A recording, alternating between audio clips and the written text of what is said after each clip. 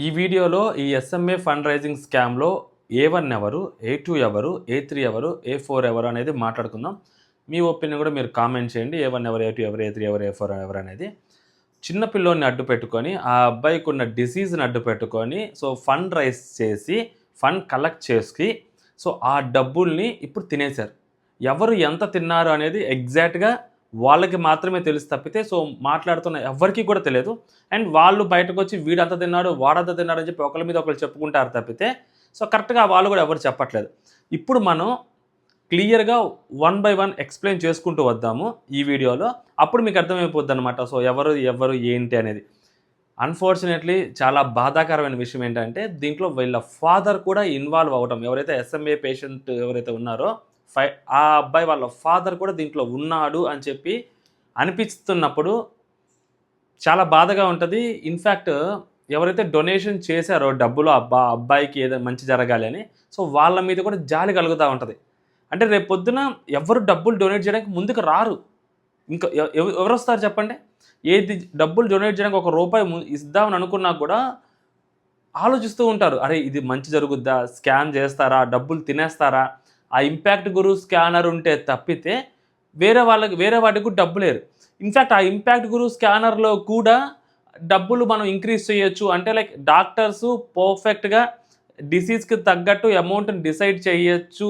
చేస్తే దానికి మాత్రమే మనం ఫండ్ రైజ్ చేయాలి అనేది కూడా లేదు ఇక్కడ. మనం మధ్యలో కావాలంటే 9 క్రోర్స్ నుంచి 11 క్రోర్స్‌కి మార్చుకోవచ్చు. 11 క్రోర్స్ నుంచి 13 క్రోర్స్‌కి కూడా మళ్ళీ చేంజ్ చేసుకోవచ్చు. మన ఇష్టం మనది. అంటే ఇక్కడ డాక్టర్స్‌ని కూడా మనం ఒక 10 లక్షలు, 20 లక్షలు ఇస్తే వాళ్ళు ఇంకొంచెం అమౌంట్‌ని కూడా ఇంక్రీజ్ చేసేదానికి ఛాన్స్ ఉంది.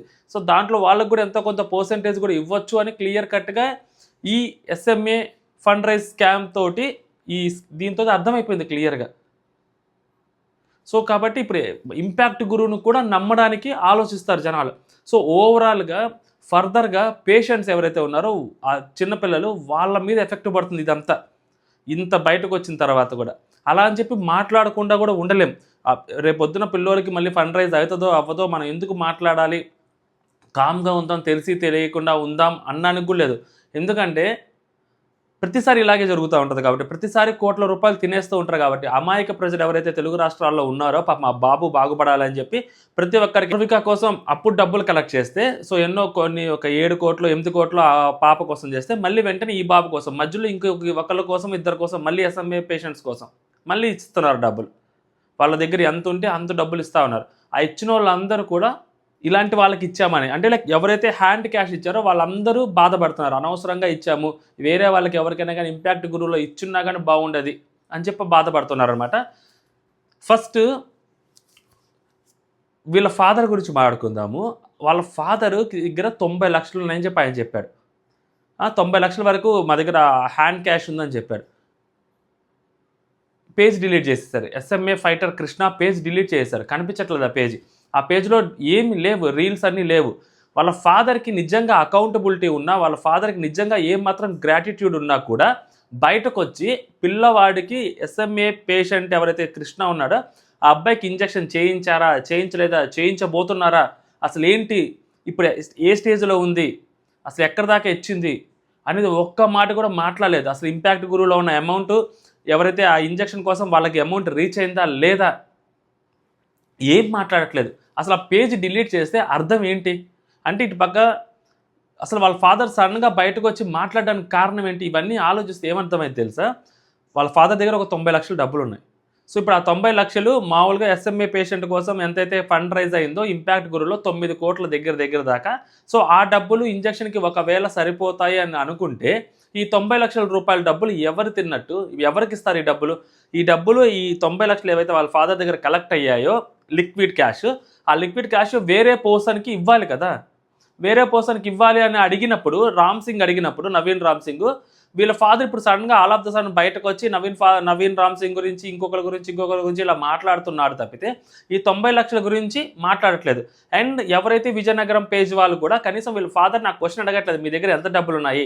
ఈ ఇంపాక్ట్ గురులో ఇంత డబ్బులు వచ్చాయి కదా, మీరు ఈ డబ్బులు ఏం చేస్తారు, ఏం చేయబోతున్నారు, ఇంకా ఈ డబ్బులు ఆ బాబు కోసం ఉపయోగించబోతున్నారా, ఉపయోగిస్తే ఎందుకు ఉపయోగించబోతున్నారు, ఏంటి, ఇలాంటి క్వశ్చన్స్ ఏం అడగకుండా కేవలం ఈ నవీన్ రామ్ సింగ్ని ఎక్స్పోజ్ చేసే పాయింట్ ఆఫ్ వ్యూలోనే ఆ విజయనగరం పేజ్ వాళ్ళు కూడా లైవ్ పెడుతున్నారు తప్పితే అసలు ఓవరాల్గా ఈ మనీ ఎటు వెళ్తుంది ఏంటి అనేది ఎవరు మాట్లాడట్లేదు. వీళ్ళ ఫాదర్ ఇప్పుడు 90 లక్షల రూపాయల డబ్బులు అతని దగ్గర ఉన్నాయి. అతను దాన్ని ఏం చేయబోతున్నాడు, అసలు ఏం చేస్తున్నాడు, ఏం చేశాడు ఆ డబ్బుల్ని? బయటకు వచ్చి సమాధానం చెప్పాలి కదా. అప్పటి వరకు మాట్లాడిన వ్యక్తులు ఆల్ ఆఫ్ ద సడన్ బయటకు వచ్చి గ్రాటిట్యూడ్ చూపించాలి కదా. సో ఎవరైతే డబ్బులు డొనేట్ చేశారో వాళ్ళందరికీ థ్యాంక్స్ చెప్పాలి కదా. మీ వల్ల మా బాబుకి ఇంత డబ్బులు రీచ్ అయ్యాయి, మా బాబుకి ఇంజెక్షన్ చేయబోతున్నారు, చేసేశారు, అయిపోయింది అని ఒక్క మాట చెప్పడానికైనా కానీ ఆ పేజీ ఎగ్జిస్టెన్స్లో ఉండాలి కదా. లేదు. సో ఈయన కూడా ఈ స్కామ్లో ఇన్వాల్వ్ అయ్యి ఉన్నాడు అని చెప్పి అర్థమవుతుంది. డబ్బులు ఎవరికి చేదు కాదు కదా. సో డబ్బులు ఎవరికైనా రుచి ఉంటుంది. 90 లక్షలు వాళ్ళ ఫాదర్ దగ్గర ఉన్నప్పుడు వాళ్ళ ఫాదర్ ఆల్రెడీ అతను అప్పటి వరకు కలెక్ట్ చేసిన డబ్బులు, అప్పటి వరకు అతను ఏదైతే సంపాదించుకున్న డబ్బులు ఒక 30 లక్షలు నుంచి 50 లక్షల రూపాయలు నవీన్ రామ్ సింగ్ ఇచ్చారని చెప్పాడు కదా. మేబీ ఆయన ఓన్ డబ్బులు అయి ఉంటాయి నవీన్ రామ్ సింగ్ డీల్ చేయడం కోసం. మరి ఈ 90 లక్షల రూపాయలు మరి సో నేను ఆల్రెడీ నవీన్కి 50 లక్షలు ఇచ్చాను కదా. సో 50 లక్షలు అని చెప్తున్నాడు కదా.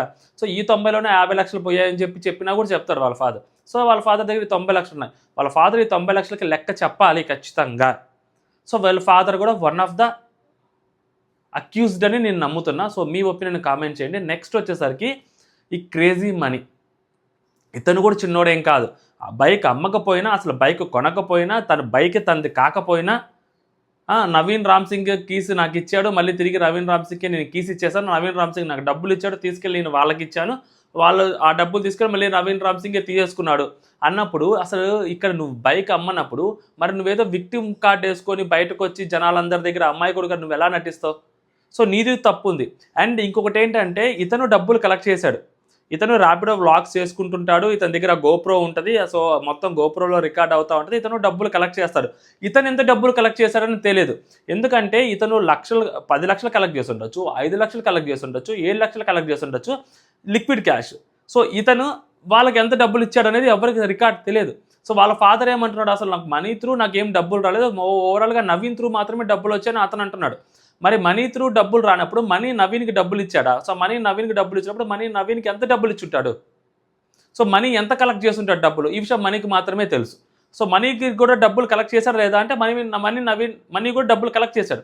చాలామంది ఇన్ఫ్లుయెన్సర్లు కలిశాడు, చాలామంది దగ్గరికి వెళ్ళాడు, చాలా మందితోటి నవీన్ మనీ మాట్లాడాడు, మనీ డబ్బులు కలెక్ట్ చేశాడు. మనీ కలెక్ట్ చేసిన డబ్బులు ఎంత తెలియదు. అంటే ఇక్కడ కూడా మనీ డబ్బులు దొబ్బేశాడు. మనీ దగ్గర డబ్బులు ఉన్నాయి, ఆ డబ్బులకు మనీ లెక్క చెప్పట్ల లిక్విడ్ క్యాష్కి. ఏదైనా అంటే ఆ ఇంపాక్ట్ గురు స్కానర్ చూపిస్తున్నారు తప్పితే అందరూ లిక్విడ్ క్యాష్ మనీ కూడా కలెక్ట్ చేశాడు. మరి మనీ ఎంత కలెక్ట్ చేశాడు అనేది మనీ చెప్పట్ల. వాళ్ళ ఫాదరు చెప్పట్లేదు 90 లక్షలకి లెక్క. మనీ ఎంత డబ్బులు కలెక్ట్ చేశాడనేది మనీ కూడా చెప్పట్లేదు. సో మనీ కూడా వన్ ఆఫ్ ద అక్యూజ్డే ఈ కేసులో. అండ్ నెక్స్ట్ వచ్చేసరికి నవీన్ రామ్ సింగ్. ఇతను ఈ కేసు టేకప్ చేసినప్పుడు ఈ కేసు టేకప్ చేయడానికి వాళ్ళ ఫాదర్ దగ్గర నుంచి 30 నుంచి 40 లక్షలు తీసుకున్నాడు. దాని తర్వాత ఇన్ఫ్లుయెన్సర్లకి వీళ్ళకి డబ్బులు ఇస్తాను అది చెప్పి ఒక 15 లక్షలు ఎక్స్ట్రా తీసుకున్నాడు. ఓవరాల్గా ఒక 50 lakhs అతను ఛార్జ్ చేశాడు ఈ ఇంజెక్షన్ వేయించడం కోసం, ఈ ఫండ్ రైజ్ చేయడం కోసం. 50 లక్షలు తీసుకొని సో ఇతను ఈ కథ అంతా నడిపించాడు. మొత్తం ఓవరాల్ కథ అంతా స్క్రీన్ ప్లే, డైరెక్షన్, ఎవ్రీథింగ్ ఇతనే నడిపించాడు. అండ్ ఇతను డబ్బులు తీసుకున్నాడు. ఈ ఆఫ్లైన్లో వచ్చిన డబ్బుల్లో ఇతను పర్సంటేజీలు తీసుకున్నాడు. ఇప్పుడు ఏంటంటే ఇతను ఎంతైతే డబ్బులు దొబ్బేశాడో వాళ్ళ ఫాదర్ ఎవరైతే ఉన్నారో వాళ్ళ ఫాదరు ఇతను అడిగినంత డబ్బులు ఇతను ఇస్తున్నాడు. వాళ్ళ ఫాదరు ఇతనికి ఇవ్వకపోతే ఇతను ఫండ్ రైజ్ ఎక్కడ ఆపేస్తారని చెప్పి భయపడి ఇచ్చాడు. వన్స్ ఎప్పుడైతే ఫండ్ రైజ్ అయిపోయిందో ఇంకా వాళ్ళ ఫాదర్ ఇతనికి డబ్బులు ఇవ్వడం మానేశాడు. సో వాళ్ళ ఫాదర్ ఇతనికి డబ్బులు ఇవ్వడం మానేశాడు. వాళ్ళ ఫాదరే డబ్బులు ఉంచుకోవడం మొదలుపెట్టాడు. ఎందుకంటే వాళ్ళ ఫాదర్ కూడా డబ్బులు అవసరం కదా. మరి ఆ 90 లక్షలు వాళ్ళ ఫాదర్ దగ్గర ఉన్నాయి. సో ఆ లిక్విడ్ క్యాష్ అంతా ఇది వన్స్ ఎందుకంటే ఇక్కడ ఈ ఎస్ఎంఏ పేషెంట్కి కావాల్సినంత అమౌంట్ ఇంపాక్ట్ గురువులో వచ్చేసినప్పుడు ఇంకా ఆ లిక్విడ్ క్యాష్ అనేది వాళ్ళ ఫాదర్ ఇతనికి ఇచ్చేస్తే ఇతను దాన్ని వేరే వాళ్ళకి యూస్ చేసుకుంటాడా లేకుంటే ఇతనే తీసుకుంటాడా అనేది మనకు తెలియదు. సో వాళ్ళ ఫాదర్ ఏంటి, ఇతనికి ఎందుకు ఇవ్వాలి డబ్బులు, ఇప్పటికే చాలా డబ్బులు ఇచ్చాం కదా, ఆ డబ్బులు కూడా ఇతనికి ఎందుకు ఇవ్వాలి, అదే మా పేషెంట్ కోసం మా కొడుకు కోసం జనాలు ఇచ్చిన డబ్బులు కదా, మరి ఇతనికి ఎందుకు ఇవ్వాలి అన్న థాట్ అతనిలో కూడా వచ్చి ఉండొచ్చు. సో ఇతనికి ఇవ్వకుండా ఉన్నారు. సో ఇతనేంటి ఇంపాక్ట్ గురువులో డబ్బులు వచ్చేసాయి కదా, ఆ డబ్బులు నాకు ఇవ్వని ఇతను అంటాడు. సో ఇతను కూడా వన్ ఆఫ్ ద అక్యూస్డ్. ఇతను కూడా చాలా డబ్బులు తిన్నాడు కూడా. ఇతను కూడా A3 కింద ఉంటాడు. A1, A2, A3. ఎందుకంటే నేను చెప్తుంది ఇది ఎంత పెద్ద స్కామ్ అని కాదు, అకౌంటబిలిటీ గురించి మాట్లాడుతున్నాను. సో ఫస్ట్ అకౌంటబిలిటీ ఎవరంటే వాళ్ళ ఫాదర్. డెఫినెట్లీ వాళ్ళ ఫాదర్ పేజ్ డిలీట్ చేయడం అనేది చాలా పెద్ద తప్పు. సో నెక్స్ట్ వచ్చేసరికి ఇతను మనీ బ్లాగ్స్. ఇతను ఎంత డబ్బులు కలెక్ట్ చేశాడనేది ఎవరికి తెలియదు. అండ్ ఇతను మళ్ళీ అమాయకుల్లాగా నటిస్తున్నాడు. ఇతను చాలా పెద్ద మోసం చేశాడు. అందరి దగ్గర నవీన్ రామ్ సింగే తప్పు చేశాడు అన్నట్టు అందరికీ ప్రూవ్ చేయాలని అనుకున్నాడు. ఎందుకంటే ఇతను దొబ్బేసిన డబ్బుల గురించి ఎక్కడ టాపిక్ రాకూడదు కాబట్టి అసలు ఆ క్వశ్చనే రైజ్ అవ్వలేదు తెలుసా? మనీ నువ్వు ఎంత కలెక్ట్ చేసావు, నువ్వు ఎంత డబ్బులు ఇచ్చావు అనేది ఎక్కడ ఎవరు అడగట్లేదు మనీని. అసలు మనీని ఎవరు క్వశ్చన్ చేయట్లేదు. ఎందుకు మనీని ఎవరు క్వశ్చన్ చేయట్లేదు అంటే, సో మనీని క్వశ్చన్ చేస్తే మనీ కూడా కల్ప్రిట్ అయిపోతారు. అప్పుడు మనీ కూడా తప్పుడు అయినప్పుడు ఇంకా నవీన్ రామ్ సింగ్ మీద ఎలిగేషన్లు వేస్తే ఇంకా మనీ క్రెడిబిలిటీ ఏముంటుంది చెప్పు. అందుకని మనీ క్రెడిబిలిటీ కాపాడటం కోసం విజయనగరం పేజ్ వాళ్ళు కానీ వాళ్ళ ఫాదర్ కానీ సో చాలా కష్టపడ్డారు నవీన్ రామ్ సింగ్ని మాత్రమే అక్యూజ్డ్ కింద చూపించాలని. బట్ వీళ్ళ ముగ్గురు అక్యూజ్డ్లే అనమాట. సో ఇప్పుడు A4 ఎవరంటే సో విజయనగరం బాయ్స్ కూడా ఆ పేజ్ ఎవరైతే ఉంటారో వాళ్ళు కూడా A4 కిందకు వస్తారు. ఎందుకంటే సో వాళ్ళకి కూడా ఈ స్కామ్లో ఇన్వాల్వ్మెంట్ ఉందని చెప్పి చాలామంది మాట్లాడుతున్నారు. ఈవెన్ దో వాళ్ళు జెన్యూన్ కాజ్ కోసం ఒక పిల్లోడికి ఇలా జరిగింది, దాని మీద డబ్బులు దొబ్బేశారు అన్నది వాళ్ళ దగ్గరికి వచ్చినప్పుడు దట్టు విజయనగరం బాబు కాబట్టి సో ఆ పేజ్ వాళ్ళు కొంచెం ఎక్కువ ఇన్వాల్వ్ అయ్యారు అని చెప్పి స్టార్టింగ్ స్టేజ్ నుంచి అనుకుంటూ ఉన్నాం. కానీ ఎప్పుడైతే వాళ్ళు మనీని బ్యాకప్ చేయటం మొదలు పెట్టారో సో వాళ్ళు మనీని బ్యాకప్ చేయటం మొదలు పెడితే వాళ్ళ ఫాదర్తో మాట్లాడుతున్నప్పుడు మేబీ డబ్బులు డిమాండ్ చేసుంటారు నవీన్ని, లేదా నవీన్కి ఇంత డబ్బులు వచ్చాయి కాబట్టి దాంట్లో మాకు కూడా ఇంత ఇవ్వాలి అని అడుగుంటారు అని చెప్పి చాలామంది మాట్లాడుతూ ఉన్నారు. అండ్ వాళ్ళు కూడా కల్ప్రిట్స్లో ఒక భాగం కిందకే వస్తారు. ఎందుకంటే మనీ చేసిన తప్పుల్ని కనీసం క్వశ్చన్ చేయకుండా కేవలం నవీన్ రామ్ సింగ్ని మాత్రమే క్వశ్చన్ చేస్తూ కనీసం మనీ అతనికి తనే చెప్తూ ఉన్న లైవ్లో కూడా దాన్ని కూడా వాళ్ళు కవరప్ చేస్తున్నారంటే సో వాళ్ళు కూడా ఆ ఫ్రాడ్లో ఇన్వాల్వ్మెంట్ ఉండొచ్చు అని చెప్పి అనిపిస్తుంది. మొత్తం మీద ఓవరాల్గా దగ్గర 1 కోటి దాటే ఉంటాయి. ఇది లిక్విడ్ క్యాష్. ఆ లిక్విడ్ క్యాష్ ఎవరు ఎంత తిన్నారో ఎవరికి కూడా తెలియదు. మరి ₹1 కోటి అంటే చిన్న విషయం అని చెప్పండి. వాళ్ళ ఫాదర్ 90 లక్షల దగ్గర కలెక్ట్ అయ్యాయని చెప్తున్నాడు. మరి మనీ ఎంత కలెక్ట్ చేస్తుంటాడు, నవీన్ ఎంత కలెక్ట్ చేస్తుంటాడు చెప్పండి. వీళ్ళ ముగ్గురు ఎంత కలెక్ట్ చేస్తుంటారు చెప్పండి డబ్బులు. సో వీళ్ళందరూ కూడా A1, A2, A3, A4 కిందకే వస్తారు. మళ్ళీ బయటకు వచ్చి ఒక్కొక్కళ్ళు పత్తిత్తుల్లాగా మాట్లాడుతుంటారు. అసలు మా తప్పేం లేదు, మేమంతా మంచి చేయడం కోసం వచ్చామని. నవీన్ రామ్ సింగ్ ఒక డాక్యుమెంట్ చూపెట్టి అసలు ఈ డాక్యుమెంట్లో ఏమీ లేదని చెప్తాడు. ఇదే నవీన్ రామ్ సింగ్ అంతకుముందు ఇదిగో డాక్యుమెంట్లో రాశారు, మీరు సంతకం కూడా పెట్టారు, మీ సంతకం కూడా పెట్టించుకున్నాను, మీ మీద నమ్మకం ఉండి అసలు సంతకం పెట్టించుకోలేదు అని అంటాడు. మీరు రాసిచ్చారు అని అంటాడు. ఇప్పుడు ఆ డాక్యుమెంట్ అసలు ఏమీ లేదు అని అంటారు. అండ్ వాళ్ళ ఫాదర్ ఏమంటే ఏదో రాపించుకుంటామని అన్నారు, మేమైతే సంతకం పెట్టలేదని వాళ్ళ ఫాదర్ అంటాడు. విజయనగరం పేజ్ వాళ్ళు ఏంటంటే బెదిరించి రాపించుకున్నారు, బెదిరించారు, భయపెట్టారని వాళ్ళు అంటారు.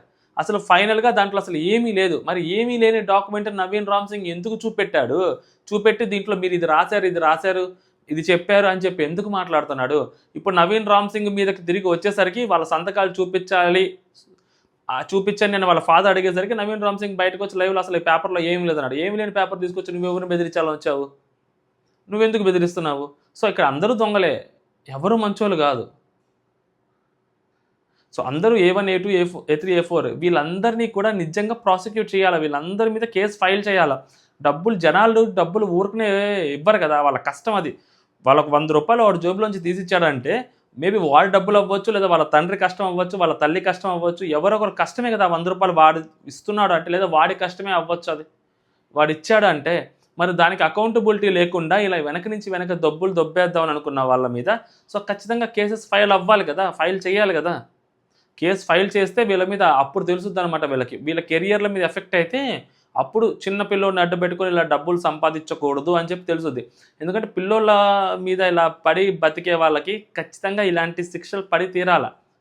ఒకవేళ పోలీస్ కంప్లైంట్ ఇవ్వకపోయినా వాళ్ళ మీద ఇలాంటి ప్రాసిక్యూషన్ జరగకపోయినా కూడా దేవుడు అనేవాడు చూస్తూ ఉంటాడు. ఖచ్చితంగా దెబ్బేస్తాడు దేవుడు, ఖచ్చితంగా దెబ్బేస్తాడు. కర్మ సిద్ధాంతం అనేది ఒకటి ఉంటుంది, బలంగా తగిలిద్ది అది.